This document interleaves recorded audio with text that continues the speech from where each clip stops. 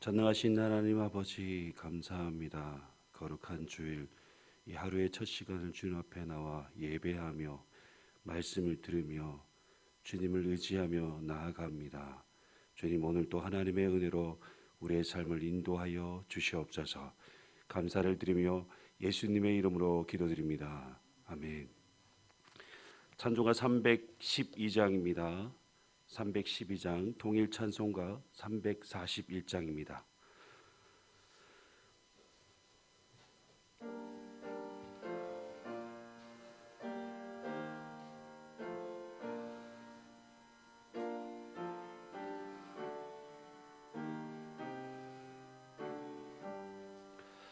너 하나님께 이끌리어 일평생 주만 바라면 너 어려울 때 힘 주시고 언제나 지켜주시리. 주 크신 사랑 믿는 자 그 반석 위에 서리라. 너 설레는 맘 가다듬고 희망 중 기다리면서 그 은혜로신 주의 뜻과 사랑에 만족하여라. 우리를 불러주신 주 마음에 소원하신다. 주 찬양하고 기도하며 내 본분 휩써다하라. 주 약속하시 모든 은혜 내게서 이뤄지리라. 참되고 의지하는 자 주께서 기억하시리. 아멘. 창세기 41장 37절에서 45절까지 말씀입니다. 창세기 41장 37절에서 45절까지 말씀 교독하시겠습니다. 바로와 그의 모든 신하가 이 일을 좋게 여긴지라.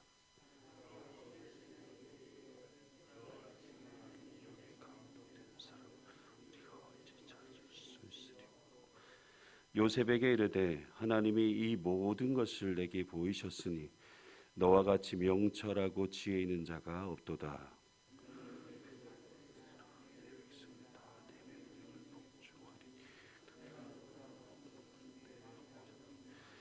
바로가 또 요셉에게 이르되 내가 너를 애굽 온 땅의 총리가 되게 하노라 하고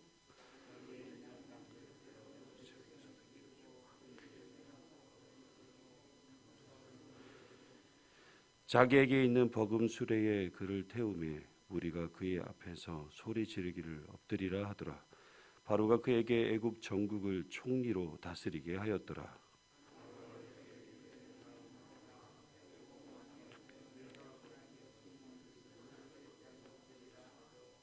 그가 요셉의 이름을 사브나 바네아라 하고 또 온 제사장의 보디발의 딸 아스나에게 주게 아내로 삼게 하니라. 요셉이 나아가 온 땅을 순찰하니라. 아멘. 요셉은 하나님께서 주신 지혜로 바로의 꿈을 멋지게 해석을 하게 됩니다. 요셉은 애굽의 7년 흉년과 7년 극심한 흉년이 있을 것을 예고하였고 앞으로 7년 흉년을 대비하는 정책을 구체적으로 설명해 주었습니다. 바로와 그의 모든 신하들이 요셉의 이 말을 좋게 여겼습니다. 바로는 요셉이 하는 말을 가볍게 여기지 않았습니다. 바로는 신분의 낮은 종의 말이라고 무시하지 않았습니다.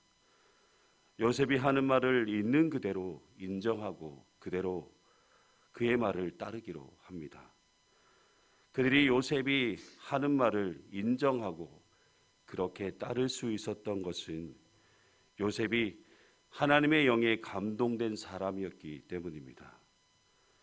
그래서 요셉이 말하는 것은 곧 하나님께서 그를 통해 말씀하시는 것이기에 바로 왕과 신하들이 사람의 말로 여기지 않고 하나님의 말씀으로 인정하고 따르기로 한 것이죠.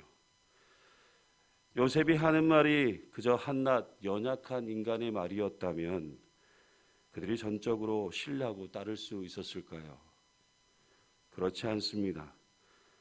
당연히 무시하고 따르지 않았을 것입니다.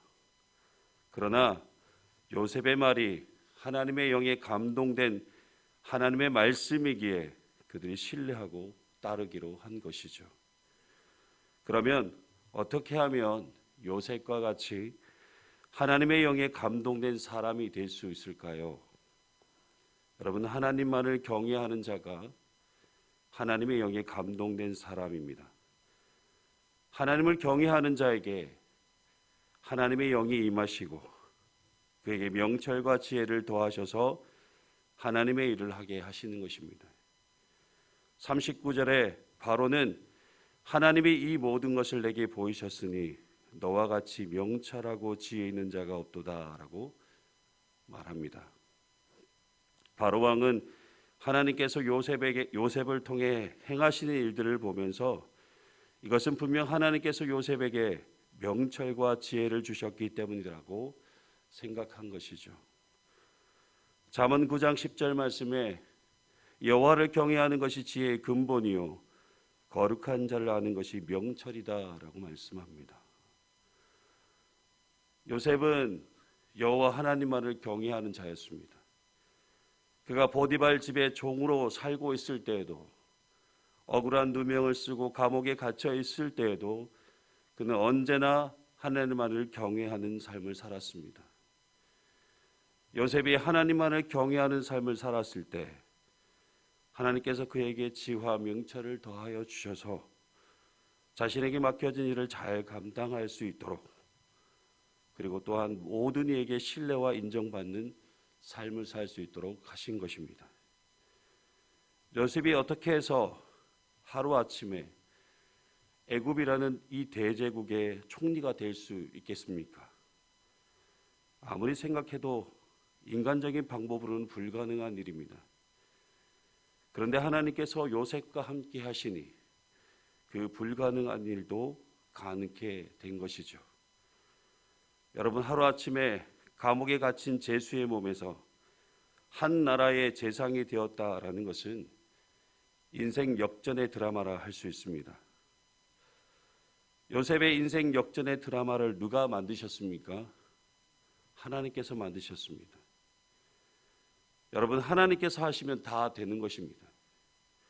우리의 인생에 풀리지 않는 문제 하나님께 맡기면 하나님께서 푸십니다. 하나님은 우리의 인생의 드라마를 만들어 가시는 감독이 되십니다. 그래서 하나님께서 하나님의 각본대로 우리에게 지시하시며 큐 사인을 하실 때 우리는 순종만 하면 우리의 인생은 하나님의 각본대로 이루어지게 되는 것이죠. 하나님은 요셉이 어릴 적 그에게 꿈을 주어셨고 그 꿈이 현실이 되도록 그의 삶을 전적으로 인도하셨습니다. 요셉이 애굽의 총리가 될 것이라고 상상이나 했을까요? 그저 하나님의 꿈을 간직하고 하나님만을 경외하는 삶을 살아왔을 때 하나님께서 그를 총리의 자리에 앉혀주신 것입니다. 여러분 보십시오.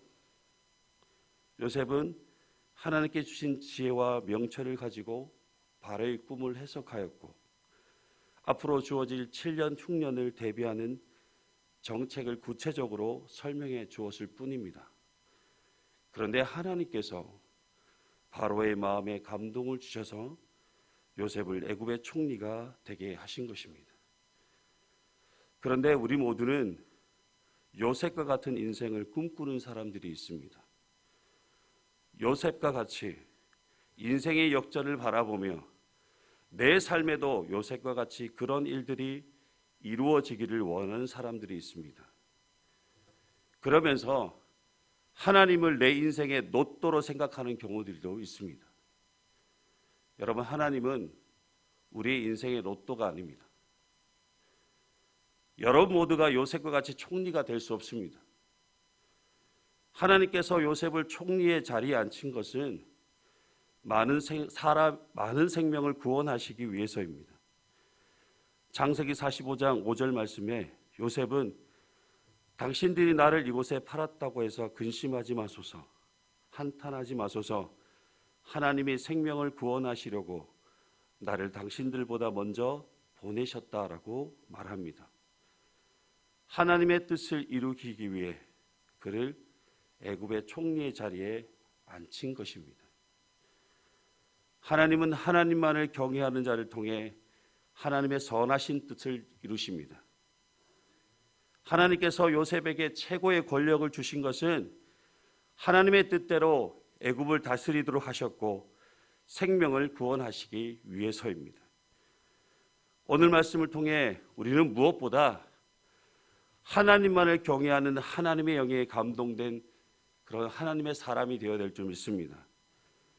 하나님의 영에 감동된 사람만이 하나님의 선하신 뜻을 이루는 삶을 살게 되는 것입니다.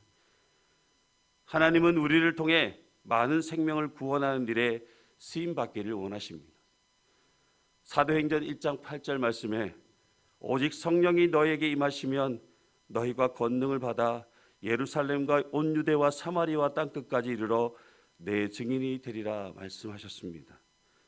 여러분, 최고의 권력을 가지고 있는 그 요셉의 총리 자리가 중요한 것이 아니라 요셉을 통해 하나님의 선하신 뜻이 이루어지는 것이 더 중요한 것입니다.